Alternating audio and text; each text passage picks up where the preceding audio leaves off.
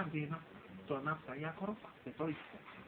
Je to jeden a ten istý výraz. Ropa a nafta je ten istý výraz.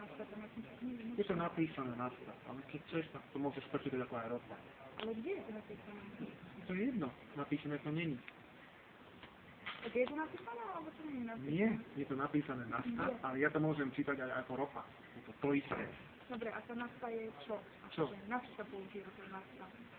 Do tých dízlových motorov. Do dýchových Do motorov? dízlových motorov, diesel. Vieš, čo to bol diesel? Čo to bol, Maďar alebo Rus? Čo to bol? Mala by si to vedieť, tak všetko veľmi dobre vieš.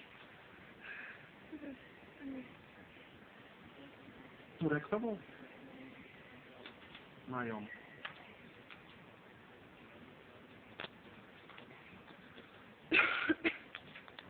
Ja. Áno, len pozerám. Mám by sa čítať tá vec, aby sa vedela.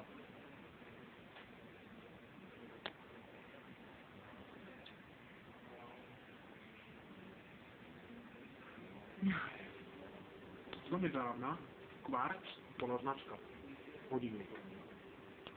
Čo je pravda?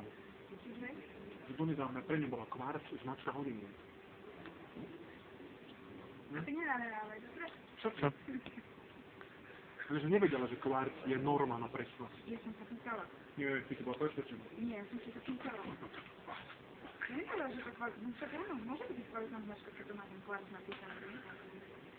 Práve, že nebolo napísané nič na Áno, Quartz. značka tam nebola napísaná, tam bol napísaný kvart. Šitý.